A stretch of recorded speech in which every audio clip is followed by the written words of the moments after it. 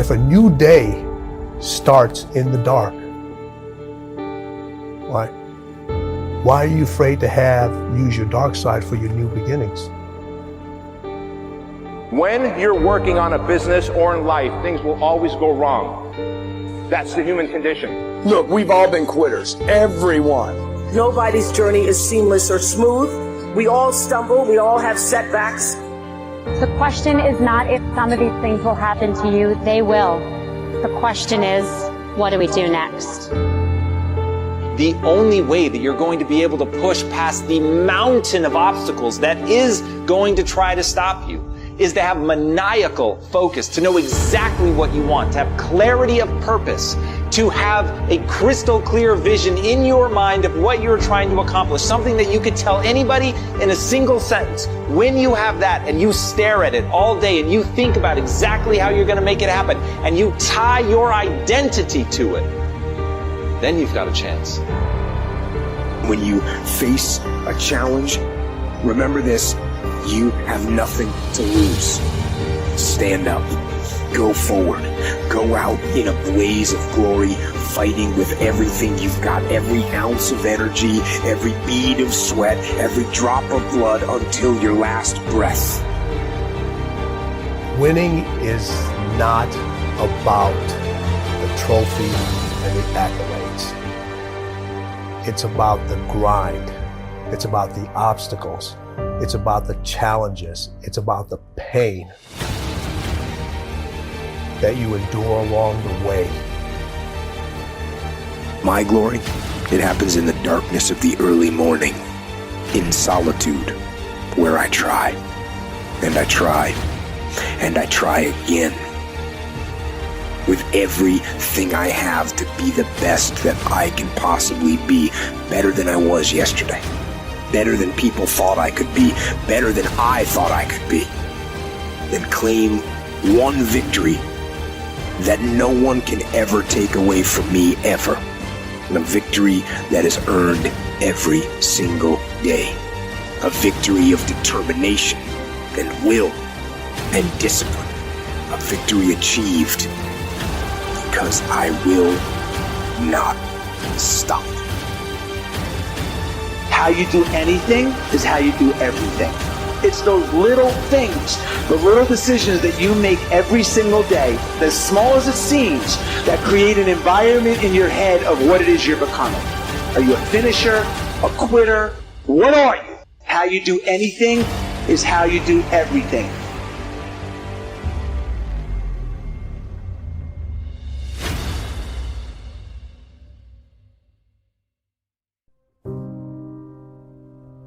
I've got a little topic now called the 4 major lessons in life to learn. Life and business is like the changing seasons. You cannot change the seasons. That's impossible. You can't rearrange the seasons. You cannot say, well, I'll take 5 harvest times, no winters, a few springs, and a summer or 2. You can't rearrange them.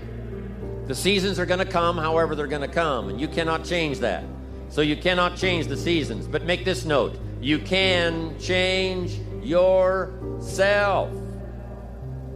And by the way, only human beings have this extraordinary ability to make dramatic changes in their life. All other life forms except human beings are driven by instinct and the genetic code. In America, the goose can only fly south in the winter. And why does the goose have to fly south in the winter in America? Because he's a goose. He can't fly any other direction. But that's not true with human beings. Human beings can go north. They can go south. They can go east. They can go west. Human beings can live one way for 5 years and then tear up that script and live a totally different way the next 5 years. Humans can do that. I'm asking you to utilize your power as a human being and change your life to whatever degree you want it changed. If you want your income to change, I'm telling you it's within your power. You're not a tree, you don't have to stay. You're not a goose, you don't have to fly south. I'm telling you, Anytime you want to, you can say, I'm going to change my attitude, I'm going to change my income, I'm going to change my abilities, I'm going to do more than I've ever done before. Take on that as your God-given right as a human being to change your life to whatever degree you want it to change. So learn the value of the seasons now. You can't change them, but you can change yourself. Now here's the 4 major lessons in life to learn. Number 1, learn how to handle the winters. It's a fact of life. The winters follow the fall, the harvest. And pray tell how often? 6,000 years that we know of, recorded history. Winter comes after fall. Night comes after day. Difficulty follows opportunity. Recession always comes after expansion. So the winters are going to come. The winter of sickness, the winter of disappointment, the winter of devastation, social winters, economic winters, personal winters when your heart is smashed in 1,000 pieces and the nights are unusually long. It's simply called wintertime. But the winters are inevitable. So it has been for the last 6,500 years recorded history. You say, well, Mr. Rohn, what can I do about the winters of life? In World War II, we marched against the winter, and finally the spring came. We marched against the tyranny of communism, and finally the walls came tumbling down. We marched against the tyranny of the Nazis, and finally liberated the world for democracy and freedom. And that's what I'm telling you. It's possible for you to conquer your winters. How do you keep it so your dad used to say that one of the things he had gotten good at and he wanted you to get good at was not letting the energy of a negative situation or confrontation to carry you away. So how do people in that moment of failure, which is usually really embarrassing, and like when you're failing, like all the talk in the world, if you're caught up in the energy, it sucks so much, people just want to turn and run in the opposite direction. So how did you learn not to get caught up in that energy? We're people, and we feel how people feel, meaning it hurts when people say bad things about us. It doesn't feel good when people don't believe in you. My dad always told me, if something ever doesn't go the way that you've planned and you find yourself in that situation, don't panic. The most important thing you can do is stay calm, stay present. And I've always sort of likened, I can't remember which, I think it was a Vietnam War film or some other film that I was watching one time. And this sergeant stood right up in the middle of this battle.